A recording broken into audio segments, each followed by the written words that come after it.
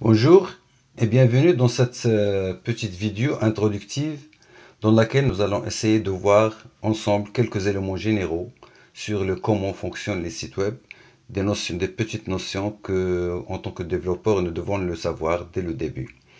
On se pose la question au début, comment fonctionne un site web? Pour cela, on différencie d'abord les deux types de sites web qui existent, les sites web dits statiques et les sites web dits dynamiques.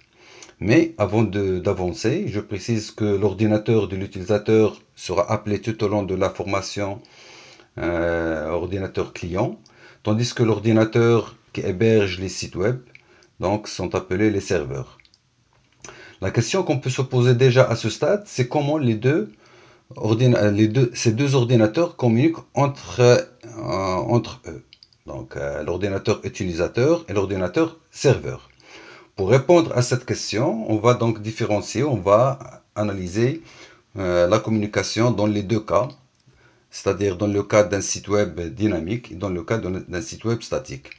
Pour le cas d'un site web statique, donc on a ici, comme vous voyez, donc un ordinateur qui schématise le poste utilisateur et les serveurs qui hébergent les sites web. La communication en fait se fait en deux temps simples.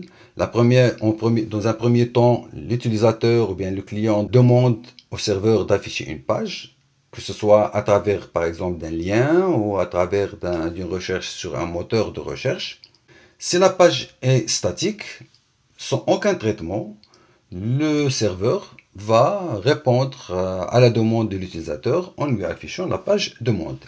Donc la communication se fait en deux temps, il n'y a aucune complication. Mais dans le cas d'un site web dynamique, en fait, il y a une petite différence. Au lieu que la communication se fait en deux temps, il se fait en fait en trois temps. C'est-à-dire il y a une autre étape en plus.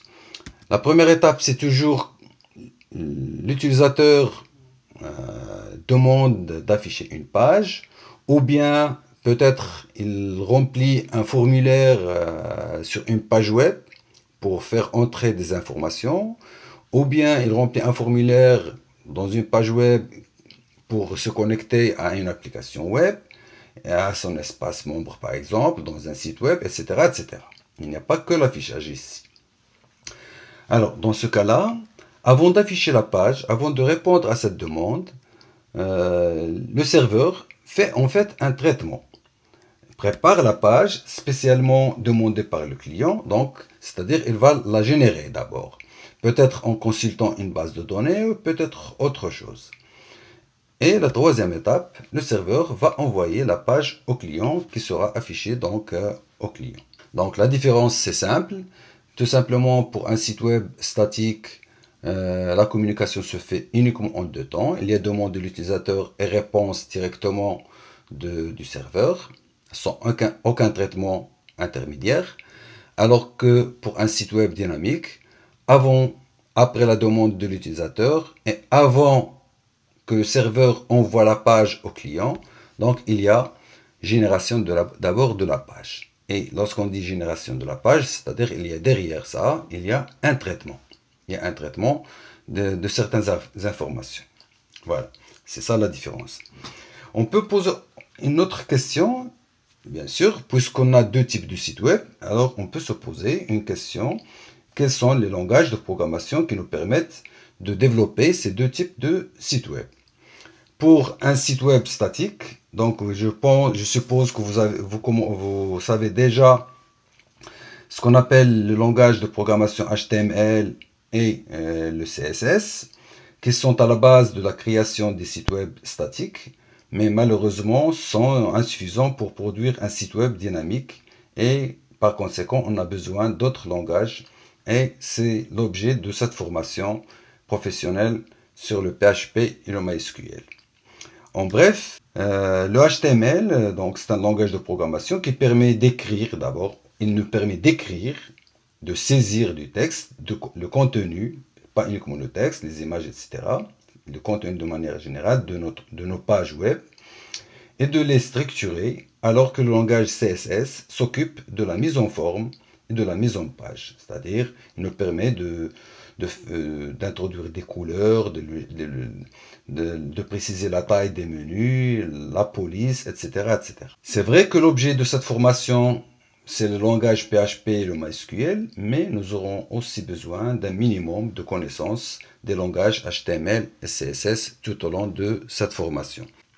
Ça, c'est pour les sites web statiques, donc le HTML et le CSS. Alors que pour les sites web dynamiques, qui est l'objet de notre formation, en fait, pour le développement d'un site web dynamique ou une application dynamique, on a besoin, en plus du HTML et du CSS, d'autres langages. Donc, je cite entre autres le PHP, l'ASP.NET, le Java, le JavaScript, etc., etc. Pourquoi le PHP? Tout simplement, c'est le plus populaire d'entre eux. Ce langage est souvent couplé avec le langage de gestion de base de données qui est le MySQL et qui est complètement compatible avec le PHP. Le MySQL, c'est à la fois, d'abord, il est simple d'utilisation, mais aussi très robuste et offre d'excellentes performances, que ce soit au niveau pour une petite ou une grande application web. Donc voilà, donc cette petite vidéo avait le but de vous donner une vue générale des types de sites web et le langage qui seront utilisés pour chaque type de site web. C'est tout pour cette vidéo. Je vous dis à très bientôt.